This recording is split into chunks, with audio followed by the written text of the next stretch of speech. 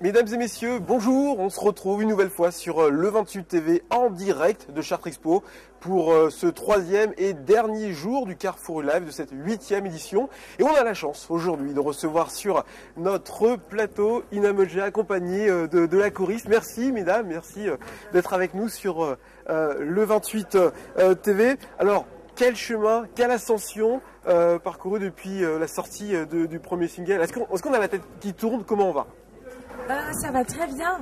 Non, j'ai pas la tête qui tourne parce que juste après, c'était le French Cancan était le premier single que je venais de finir pour cet album.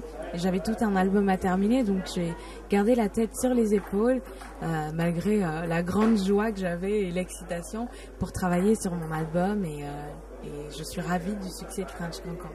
Alors parlez-nous de la rencontre avec tous les deux. Vous êtes ensemble depuis le début? Depuis le début du deuxième album, depuis le début de Love Revolution. Et j'ai commencé dès le premier single et je l'ai vécu tout juste après Ina, parce que c'est quand même elle qui composait et qui fait les textes, etc. Et du coup, moi j'allais en studio après elle faire les chœurs et voilà, et on a avancé comme ça jusqu'au tout dernier titre. Voilà, et c'était une super belle aventure, très musicale, beaucoup de chœurs, donc pour moi le paradis total. Voilà. Alors on est entre nous, Ina n'est pas là, elle est comment dans la vie? Elle est super, on rigole beaucoup, on écoute la même musique, donc ça c'est énorme et ça se reflète dans l'album, la musique qu'elle écoute. Et non, au quotidien, c'est un plaisir total, she's a queen. Et est-ce qu'on comprend aujourd'hui ce succès, la raison pour laquelle les Français vous aiment tellement? Je ne sais pas, en fait, c'est quelque chose qui m'a rapidement dépassé, que je laissais me dépasser, je ne me suis pas posé de questions. J'étais très contente, surprise, je m'y attendais pas. Et donc, moi j'ai vu ça comme beaucoup d'amour, en fait, que les gens me renvoyaient parce qu'ils aimaient ce que je faisais et du coup, le fait que chaque personne fasse le geste d'aller acheter son single ou de l'acheter, que ce soit en digital ou dans les magasins, j'ai vu ça, mais vraiment comme c'était un boom. C'était un boom, mais c'était surtout un acte vraiment de sympathie de la part des gens et je le prends avec mes deux mains et je suis très reconnaissante et je suis ravie. Alors, je voudrais avoir une explication sur ton nom, Ina Modja. Alors, j'ai lu que ça signifiait un peu mauvaise fille. Oui, Modja, oui, c'est un petit surnom. C'est un surnom que ma mère m'a donné quand j'étais enfant et que j'ai gardé. Es-tu une mauvaise fille? Tu vas le voir là comme ça, on n'imagine pas, non?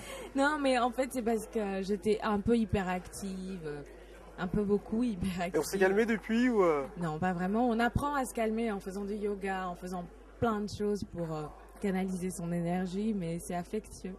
Alors c'est vrai qu'actuellement c'est rare de voir une femme avec une coupe afro aussi jolie, aussi sexy. Est-ce qu'on est pareil dans la vie ou c'est un style qu'on se donne pour les titres, la musique? Ah non, on est pareil dans la vie. On est pareil dans la vie. J'ai pas toujours les cheveux, j'adopte beaucoup de coiffures différentes. Avec mes cheveux, je peux faire des tresses, je peux faire... c'est selon mon envie, mais là, je suis essentiellement comme ça. Alors, présentation du deuxième album, Love Revolution. C'est quoi? C'est un message politique aujourd'hui annoncé aux personnes qui vous entendent, apaiser les mentalités? Non, pas du tout. Il n'y a pas de politique dans ça. Pour moi, c'est juste que l'amour, c'est le sentiment pour lequel on se bat tous un peu au quotidien, qu'on cherche un peu tous. Et je pense que ça, additionné à une révolution, ça peut donner que quelque chose de positif et de beau. D'accord. La couleur musicale de cet album pour ceux qui vont le découvrir prochainement, s'ils ne l'ont pas encore fait, parce qu'il est quand même sorti en début novembre déjà. Oui, il est sorti il y a une semaine. Ah oui, donc il y a encore quelques excuses s'ils ne l'ont pas encore pour les achats de Noël, n'hésitez pas. Tout le temps qu'il faut. Et non, c'est de la pop avec des influences très soul, donc comme Angie disait, des chœurs. On a aussi des cuivres, des cordes et un arrangement soul.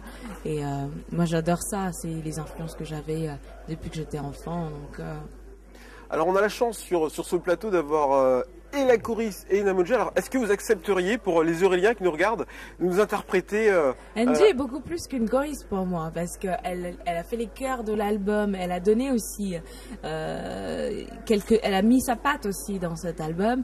Et donc, il y avait les chœurs de l'album, et elle est aussi ma coach. Donc, c'est vraiment, pour moi, c'est mon amie.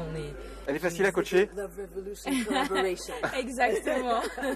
C'est important de s'entourer d'amis, de proches pour avancer dans ce métier qui parfois peut être très très difficile. Je pense que c'est très important de s'entourer des bonnes personnes, humainement et professionnellement. Ouais. Et pour le titre, vous acceptiez toutes les deux, ensemble, face caméra pour les Euréliens. Celui que vous souhaitez. Ah, ça serait avec grand... J'ai pas osé le demander, parce que je pense que c'est celui que les Euréliens auraient bien aimé entendre, mais... Monsieur Saint-Mitouche, prends-moi par la main, dis-moi des mots d'amour, des mots qui me touchent. Monsieur Saint-Mitouche, je suis enchantée. Monsieur Saint-Mitouche, prends-moi par la taille, caresse-moi l'épaule, le creux de mes reins. Monsieur Saint-Mitouche, ravi de te rencontrer. Merci, merci, merci à vous, merci de la part de tous les Euréliens. Merci de nous avoir suivis et une nouvelle fois, je vous rappelle que l'actualité c'est au www.le28tv. Merci. Merci à vous.